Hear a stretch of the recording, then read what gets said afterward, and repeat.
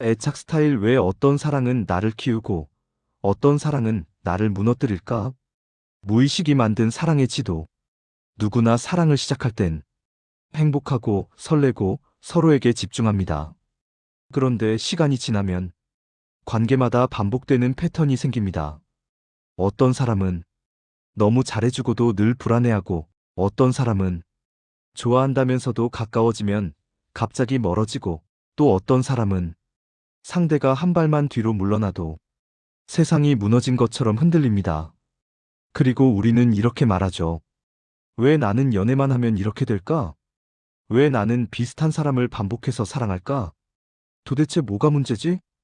오늘은 이 질문들에 가장 정확한 심리학적 답을 주는 개념, 바로 애착 스타일에 대해 이야기합니다. 이걸 이해하면 당신의 삶에서 가장 중요한 관계들, 연애, 결혼, 가족, 친구, 그리고 심지어 직장 관계까지 전부 새롭게 보이기 시작할 것입니다. 1. 애착은 성격이 아니라 마음의 생존 전략이다. 애착 스타일은 어떤 사람을 좋아하느냐의 문제가 아니라 사람과 가까워질 때 내 마음이 사용하는 생존 방식입니다.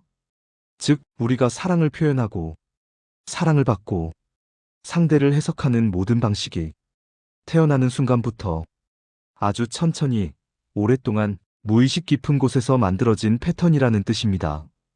이 애착은 주로 이렇게 만들어집니다. 내가 울 때 누군가 와줬는가? 나를 달래준 사람이 일관적이었는가?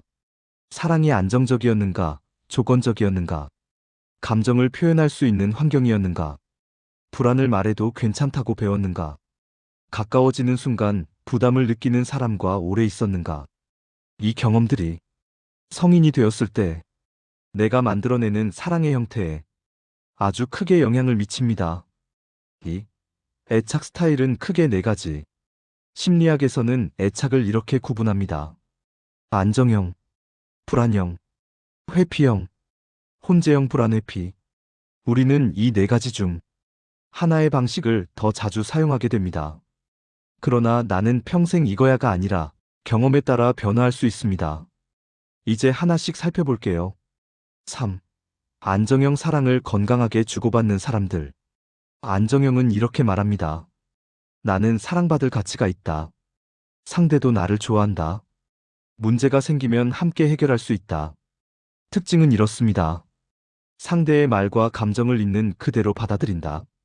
지나친 불안이나 과잉 의심이 없다. 갈등 상황에서도 감정 폭발 없이 대화 가능. 상대를 통제하려 하지 않는다. 자기 감정도 솔직하게 말한다. 이들은 사랑을 게임으로 생각하지 않고 전쟁으로도 보지 않습니다. 그냥 사랑이라는 자연스러운 흐름 속에서 서로를 이해하며 관계를 건강하게 성장시킵니다. 하지만 문제는 이 안정형이 현실에서 많지 않다는 것. 그리고 불안형과 회피형은 기묘하게 서로를 끌어당깁니다. 이제 그 이야기를 해볼게요. 4. 불안형. 사랑에 상처가 많아서 더 사랑하려는 사람들. 불안형은 겉으로 보면 상대에게 굉장히 헌신적이고 다정합니다. 하지만 마음속에는 이런 감정들이 숨어 있습니다. 이 사람이 나를 떠나면 어떡하지? 내가 뭘 잘못했나? 왜 연락이 없지? 아까 표정은 무슨 뜻이지? 혹시 마음이 식은 걸까? 그래서 나타나는 행동은 이렇습니다. 작은 변화도 크게 해석한다. 상대의 말 속 의미를 과도하게 분석한다. 연락 패턴에 예민하다. 혼자 있을 때 불안이 커진다. 관계가 불안정할수록 더 잘해준다. 상대가 멀어질수록 나를 더 내어준다. 불안형의 핵심은 하나입니다. 나는 사랑받으려면 노력해야 한다. 어릴 때 누군가에게 너는 조금 더 착해야 사랑받을 수 있어. 너 때문에 힘들어. 가만히 있어라. 이런 메시지를 들은 사람들이 많습니다. 불안형은 사랑 앞에서 너무 애를 쓰기 때문에 오히려 관계가 더 힘들어지는 경우가 많아요. 5. 회피형. 사랑이 두렵지만 사랑을 모르는 건 아닌 사람들. 회피형은 감정이 없어서가 아니라 감정이 너무 강해서 그래서 숨기는 사람들입니다. 겉으로는 이렇게 보입니다. 나는 혼자가 편해. 연애 너무 깊어지는 건 부담돼. 자유가 중요해. 감정적인 문제는 피하고 싶어. 하지만 속마음은 이렇습니다. 상처받을까봐 두렵다. 기대하면 버려질까봐 걱정된다. 사랑이 가까워지는 순간 숨이 막힌다. 감정이 너무 깊어질까봐 거리두기를 한다. 그래서 회피형은 이런 패턴을 보입니다. 잘해주다가 갑자기 거리둠. 감정 대화를 피함. 연락 유지 어렵고 관계 진행이 느림. 상대가 다가오면 뒷걸음. 상처받지 않기 위해 먼저 선을 긋는다. 회피형의 핵심 메시지는 이거예요. 나는 사랑을 원하지만 상처가 더 무섭다. 그래서 회피형은 진짜 사랑을 시작할 때 가장 흔들리는 사람입니다. 6.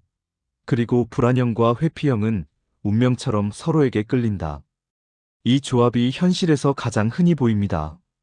그리고 가장 힘든 조합이기도 합니다. 왜냐하면 서로가 서로의 상처를 건드리기 때문이에요. 불안형은 더 가까이 오라고 말한다. 회피형은 조금만 떨어져 있어 달라고 말한다. 둘 다 사랑하지만 표현 방식이 정반대입니다. 불안형 확신을 주세요. 회피형 부담 주지 마세요. 결과는 이렇게 흘러갑니다.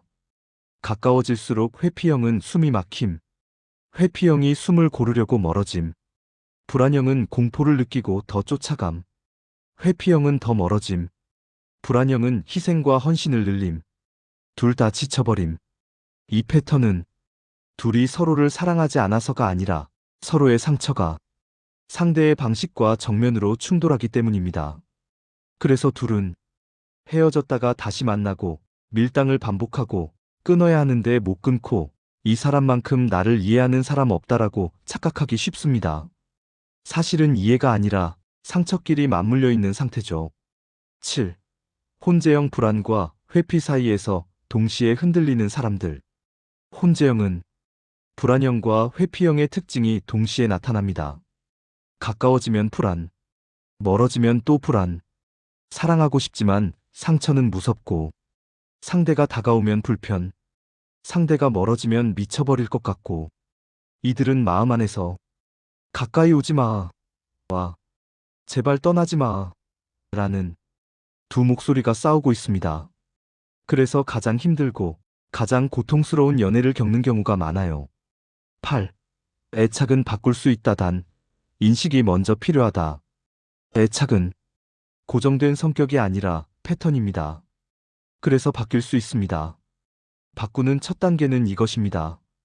나는 어떤 상황에서 불안해지는가? 나는 어떤 사람 앞에서 다치는가? 나는 어떤 행동으로 나를 보호하는가? 이 질문들에 답을 하게 되면 자신의 애착 스타일이 보이기 시작해요. 애착이 보이면 더 이상 상대를 문제의 원인으로 여기지 않게 됩니다. 내 마음의 패턴을 이해하는 순간 관계는 완전히 다른 방식으로 움직입니다. 9. 애착 스타일을 현실에서 바꾸는 방법. 1. 감정 인식. 내가 지금 불안한지, 회피하는지 있는 그대로 보기. 2. 행동 패턴 중단. 불안할수록 더 매달리는 행동, 감정이 깊어질수록 뒤로 빠지는 행동을 일단 멈추기. 3. 감정을 말하기. 너 때문이야가 아니라 나는 지금 이렇게 느껴져로 말하기. 4. 안정형 사람들과 관계 맺기. 애착은 상대에 의해 재구성된다. 안정형은 무의식에게 새로운 경험을 학습시킨다. 5. 자기 가치 회복. 나는 충분히 사랑받아도 되는 사람이라는 내적 확신을 다시 세우기. 10. 마무리. 사랑은 감정의 기술이다. 수기야, 오늘 이 영상의 핵심은 이거야. 사랑이 어려운 게 아니라 상처가 사랑의 방식에 끼어들기 때문이다. 내가 어떤 애착을 갖고 있는지 보이는 순간 사랑은 더 이상 운명이나 상대 탓이 아니에요. 그건 관계라는 무대에서 내 마음이 사용하는 오래된 방식일 뿐이에요. 그리고 그 방식은 바꿀 수 있습니다. 애착을 이해하는 사람은 관계를 잃지 않고 자기 마음도 잃지 않습니다. 다음 영상에서는 더 깊은 주제로 들어갈 거예요. 바로 그림자 섀도우, 내가 인정하지 않은 또 다른 나. 왜 관계에서 드러나는가? 왜 나는 어떤 사람을 유난히 싫어할까? 왜 가장 사랑하는 사람에게 가장 강한 그림자가 나온다? 왜 내가 숨기고 싶은 모습들이 연애에서 터질까? 그림자를 인정하면 관계가 어떻게 달라질까? 당신의 무의식 속에 숨어 있는 또 하나의 자아를 밝히는 시간이 될 것입니다.